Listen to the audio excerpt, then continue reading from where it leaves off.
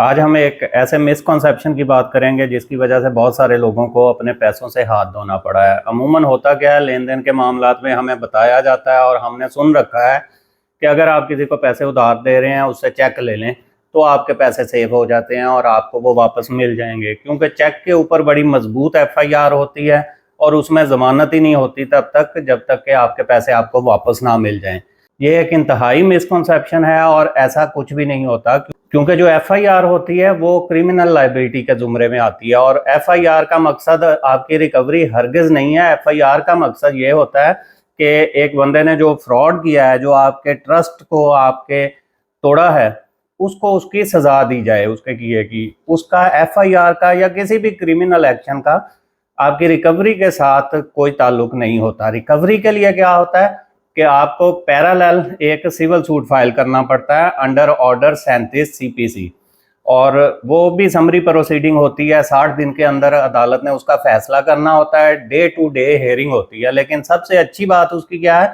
कि उसमें जो आपका होता है डिफेंडेंट, उसके पास राइट ऑफ डिफेंस ही नहीं होता। उसको पहले अप्रोच करना पड़ता है कोर्ट को राइट ऑफ डिफेंस लेने के लिए, एप्लीकेशन फाइल करता है, वो राइट टू डिफेंस कोर्ट से मांगता है और कोर्ट उसको अक्सर इसी बुनियाद पर, इसी शर्त पर देती है कि जो डिस्प्यूटेड अमाउंट होती है जिसका चेक आप जारी कर चुके हैं, तो उस डिस्प्यूटेड अमाउंट के इक्वल या उसके नियर अबाउट वो कोई प्रॉपर्टी जब तक अपनी नहीं रखेगा कोर्ट में बतौर मुचलका, बतौर श्योरिटी, वो उसको नहीं जमा करवाएगा, उस वक्त तक उसको राइट ऑफ डिफेंस नहीं मिलेगा और फिर वो यकतरफा डिक्री आपके हक में हो जाएगी। और दूसरी सूरत में अगर उसको राइट ऑफ डिफेंस मिल जाता है और वो श्योरिटी दे देता है, तो उससे पहले भी वो हो सकता है कोशिश करे आपको अप्रोच करने की और किसी सेटलमेंट की तरफ लेकर जाने की। तो इसलिए एक तो ये बात याद रख लें कि आपको FIR के नतीजे में आपकी रिकवरी नहीं मिलनी, उसको सज़ा ज़रूर मिल जाएगी, लेकिन आपके पैसे वो FIR के नतीजे में मारे गए हैं, उसके लिए आपको सिविल प्रोसीडिंग में जाना पड़ेगा। अब सिविल प्रोसीडिंग में भी कुछ इंग्रेडिएंट्स हैं।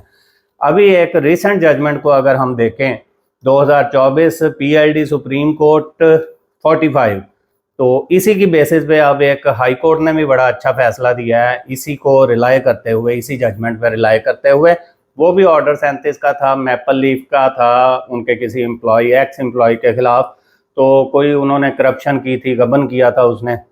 उसको उन्होंने फारिग कर दिया। बाद में उनका आपस में निगोशिएशन हुई, बहरहाल वो डिस्प्यूट था 7 करोड़ 96 लाख के करीब, फिर उन्होंने 96 लाख उसको छोड़कर 7 करोड़ पे पार्टीज एग्रीड कर गई, लेकिन उस बंदे ने पैसे नहीं दिए। मैपल लीफ चला गया सिविल सूट में, सिविल सूट यही ऑर्डर 37 का। ऑर्डर 37 के सूट में जब वो डिफेंस के लिए आया तो अदालत ने उसे कहा कि आप हमें श्योरिटी दे दें 7 करोड़ की अमाउंट की। श्योरिटी उसने नहीं दी, इस वजह से उसका राइट क्लोज करके अदालत ने यकतरफा फैसला कर दिया। अब उस फैसले को चैलेंज करते करते वो हाई कोर्ट के डिवीजन बेंच के सामने आ गया। तो हाई कोर्ट ने फैसला तो सेट असाइड कर दिया, लेकिन साथ ही उसी जजमेंट जो सुप्रीम कोर्ट की मैं आपको बता रहा हूँ, उस सुप्रीम कोर्ट की जजमेंट पर रिलाय करते हुए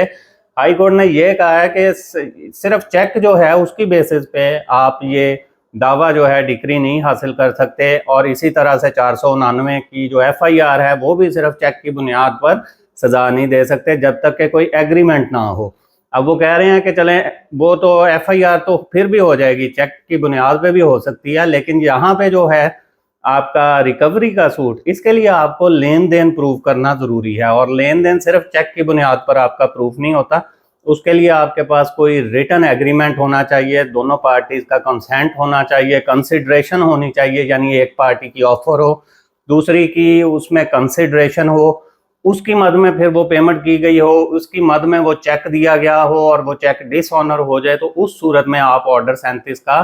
करेंगे। बहरहाल हाई कोर्ट के डिवीजन बेंच ने उसको जो यकतरफा डिक्री थी उसको सेट असाइड करके मैटर को दोबारा रिमांड कर दिया है और श्योरिटी की शर्त कायम रखी है उन्होंने। इसी श्योरिटी की वजह से वो भाग गया था ना, उसने श्योरिटी नहीं दी थी तो इसलिए यकतरफा हो गया था, लेकिन अब वो श्योरिटी अदालत ने उसे कहा है कि अब वो देगा, तो उसके बाद फिर मेरिट के ऊपर इसका फैसला करेगी लोअर कोर्ट या ट्रायल कोर्ट, जो भी आप कह लें। ये नतीजा अखज़ कर सकते हैं कि जब भी आप कोई लेन देन का मामला करें तो आप एक एग्रीमेंट ज़रूर साइन कर लें, स्टैम्प पेपर पे हो जाए तो ज़्यादा बेहतर है, और फिर आप वो उसमें चेक का तज़किरा करें और लेन देन के मामले को अपने को डॉक्यूमेंट कर लें। अगर आप रिकवरी करना चाहते हैं और दूसरी चीज़ ये है कि रिकवरी के लिए आपने सिविल सूट करना है, और अगर उसे उसके किए की सज़ा दिलवानी है तो फिर आपने क्रिमिनल केस की तरफ, FIR की तरफ जाना है, जो कि 499F